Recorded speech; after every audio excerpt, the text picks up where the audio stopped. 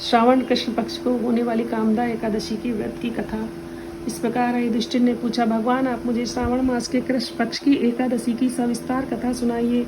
उस एकादशी का नाम तथा उसका विधि क्या है, उसमें कौन से देवता की पूजा होती है। श्री कृष्ण भगवान बोले, हे राजन, मैं एकादशी की कथा कहता हूँ, सुनो। एक समय इस एकादशी की पावन कथा को ब्रह्मा जी ने नारद जी से कहा था। नारद जी ने पूछा, भगवान आज मेरी श्रावण माह की कृष्ण पक्ष की एकादशी की कथा सुनने की इच्छा है, अतः आप एकादशी की व्रत कथा विधि सहित सुनाइए। ब्रह्मा जी ने कहा, नारद, तुमने मुझसे अत्यंत सुंदर प्रश्न किया, अब आप इसको ध्यान लगाकर सुनिए। श्रावण माह के कृष्ण पक्ष की एकादशी का नाम कामदा एकादशी है। इस एकादशी की कथा के सुनने से ही वाजपेयी यज्ञ अश्वमेध यज्ञ का फल प्राप्त होता है।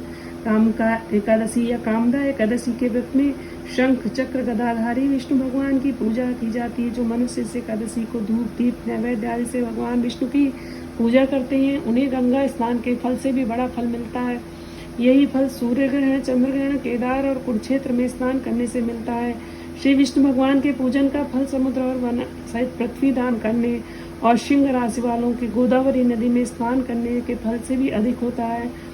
व्यतिपात में गंडक नदी में स्नान करने से जो फल मिलता है, वह फल भगवान विष्णु की पूजा करने से मिल जाता है। भगवान विष्णु की पूजा का फल श्रावण मास के कृष्ण पक्ष की एकादशी के फल के बराबर है। अतः भक्तिपूर्वक भगवान की पूजा न बन सके तो श्रावण माह के कृष्ण पक्ष की काम का एकादशी का व्रत अवश्य करना चाहिए।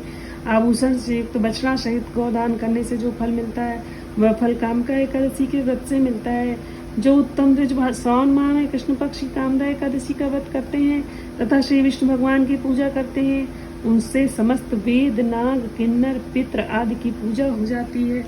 नारद स्वयं भगवान ने अपने मुख से कहा है कि मनुष्यों को आध्यात्म विद्या से जो फल मिलता है, उससे अधिक फल इस एकादशी का व्रत करने से मिल जाता है।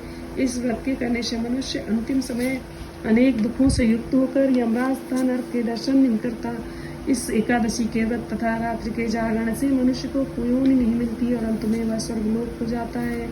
जो उत्तम मनुष्य श्रावण माह के कृष्ण पक्ष की कामदा एकादशी को तुलसी से भक्तिपूर्वक श्री विष्णु भगवान की पूजा करते हैं, वे संसार सागर में रहते हुए भी इससे इस प्रकार अलग रहते हैं जिस प्रकार कमल जल में रहता हो भी जल से अलग रहता है। भगवान को तुलसी दल से पूजा करने का फल 1 भार सोने और 4 भार चांदी के दान के फल के बराबर है। श्री विष्णु भगवान रत्न, मोती, मणि, आभूषण आदि की अपेक्षा तुलसी दल से अधिक प्रसन्न होते हैं। जो मनुष्य भगवान को तुलसी दल से पूजा करते हैं, उनके समस्त पाप नष्ट हो जाते हैं।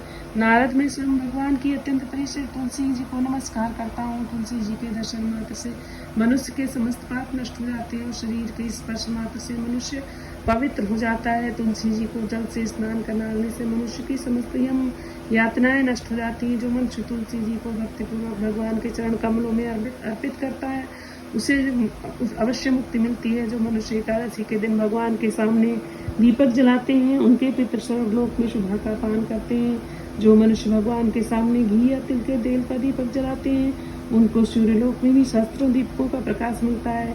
इस व्रत के करने से ब्रह्म हत्या, ब्राह्मण हत्या आदि सभी पाप नष्ट हो जाते हैं और जो मनुष्य इस व्रत को करते हैं, वे इस लोक में सुख भोग कर अंत में विष्णु लोक को जाते हैं।